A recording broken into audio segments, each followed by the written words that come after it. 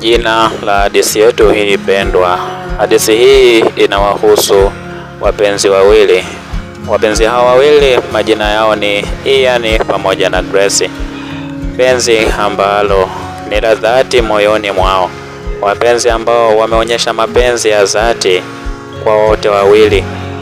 Kabla hatujaenda kwenda kutazama uhondo mzuri wa hadithi yetu hii pendwa, ningeomba kama tu wewe ni wa kwanza kufungua chaneli hii, naomba usiache kubonyeza neno subscribe na kubonyeza alama ya kengele ili tuwe wa kwanza kupata taarifa zetu pindi tunapokuwa tunazi-upload.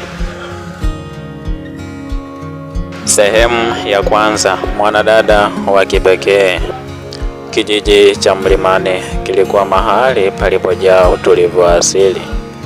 Milima ilizunguka kijiji hicho kama walinzi wa asili, huku hewa safi ya asubuhi ikileta baridi ya kupendeza. Ndege walikuwa na kawaida ya kuamsha watu kwa nyimbo zao za asubuhi, huku jua ikichomoza pole pole likifungua uzuri wa kijiji hicho. Ndani ya kijiji hicho aliishi binti mrembo sana. Jina la binti aliitwa Grace Chacha, mtoto wa kipekee wa mfanyabiashara mkubwa aliyemiliki mashamba makubwa ya kahawa na chai. Grace alikuwa binti wa tofauti sana, mrefu, mwenye rangi ya kawaida, nyololo, nywele ndefu zilizokunja asili, macho ya kuvutia kama lulu na tabasamu ambalo lingeweza kuyeyusha hata moyo mgumu.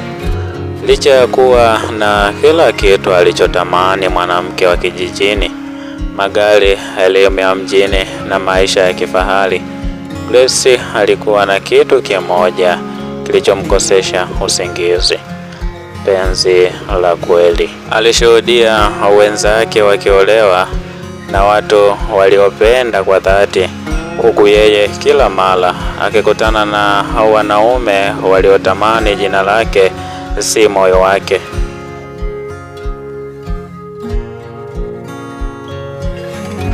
Katika sehemu ya pili, kukutana kwa mara ya kwanza. Asubuhi moja ya kiangazi, Grace aliamua kushuka hadi mashambani kusimamia shughuli za kupalilia. Alivaa dela lake la batiki, kashika kikapu cha ndizi mbivu alichotaka kuwapelekea wafanyakazi wake. Alitembea pole pole kwenye nyasi laini, viatu vyao vya laba vikizama kidogo kwenye ardhi ya unyevu. Alipofika shambani, macho yake yalidumbukia kwa kijana mmoja aliyekuwa amesimama, jasho likitiririka kutoka kwenye paji lake, aitwaye Ian. Kijana maskini aliyekuja kijijini hapo baada ya kifo cha baba yake, akabaki na mama yake mgonjwa. Alikuwa na mwili wa kazi, lakini sura yake ilionyesha upole wa kipekee, akiwa na suruali iliyochanika magoti yote mawili, huku akiwa kifua wazi.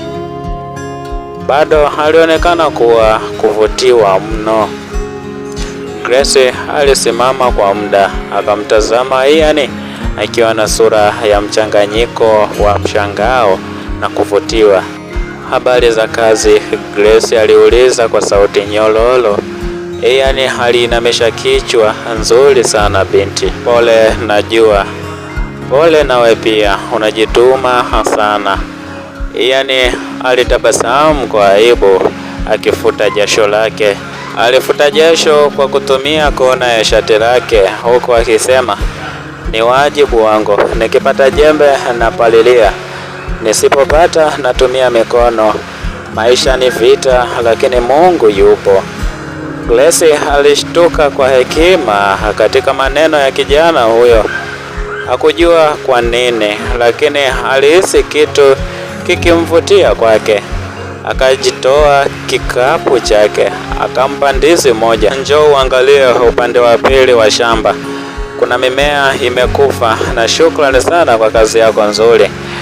Ian alitazama ndizi hiyo kana kwamba ni zawadi ya thamani sana. Asante sana binti, Mungu akubariki. Aliondoka taratibu, huku Grace akimtazama kwa jicho la tamaa ya upole. Moyo wake ulianza kabisa kupiga hodi. Je, Ian ndiye aliyekuwa akimsubiri siku zote? Ni swali ambalo sisi sote inabidi tuulizane.